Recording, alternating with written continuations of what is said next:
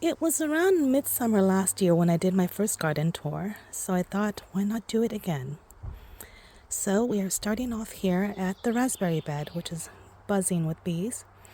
We actually had a pretty wet June this year, so everything is much further ahead than it was last year. We also had an unseasonably warm spring, about a week of almost 30-degree temperatures, which was great for some plants and also managed to kill off about 2 beds of brassicas. But now everything is back up and running, so let's go.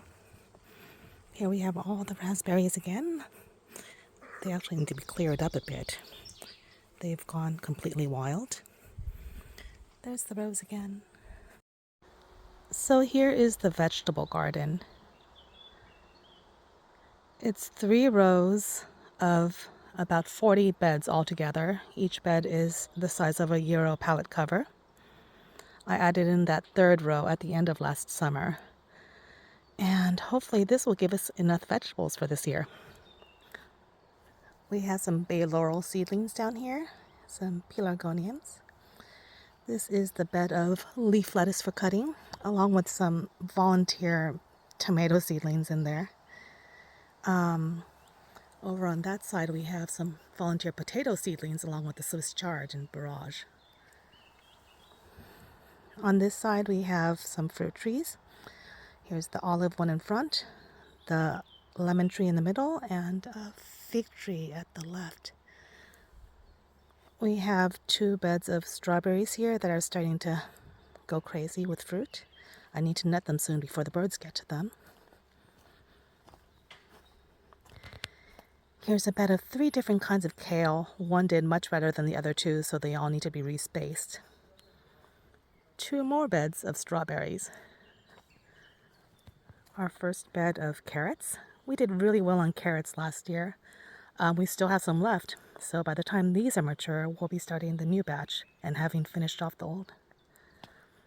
We have a bed of broad beans, many more this year because we like them so much from last year. First herbal bed, chives, garlic chives, cilantro, dill.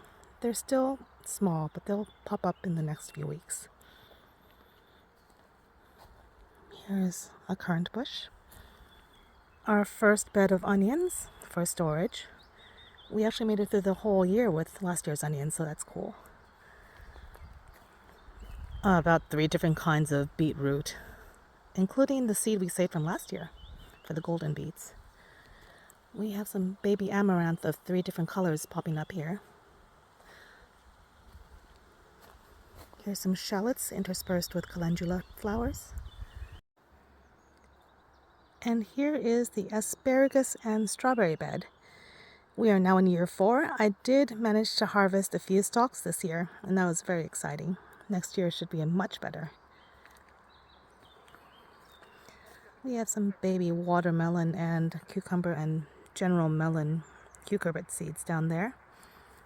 A tub with 5 different kinds of mint: Moroccan, grapefruit, chocolate, lemon balm, and strawberry mint. 3 beds of Jerusalem artichoke. I did only have 1 plant last year, but I saved all the tubers and then I bought a few more. So that is a lot of Jerusalem artichoke, but I really liked it last year. We have here some baby leeks. They're doing much better this year from the rain, and they're in there with some nasturtiums. 4 different flavors of thyme in this one, and a mint, and also a black currant, I think. Here we have a row of celtis, a Chinese lettuce that is used mainly for the stem, and some cutting celery is finally popping up as well. Here we have 3 beds of corn, 2 different kinds, and 6 different kinds of bush beans surrounding them. At the end there we have 2 arches now, which I've got planted with runner beans and other climbing beans, so those should make an appearance soon. Some potato bags. I have 6 different kinds of potatoes this year, all kinds of different colors here. This is the bed of Mozart potatoes from the tubers I saved last year, so that's cool. I didn't need to buy new ones. And then we have tomatoes.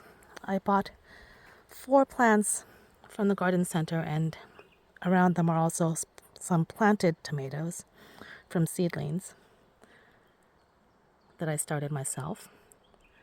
And basil is coming up also around those.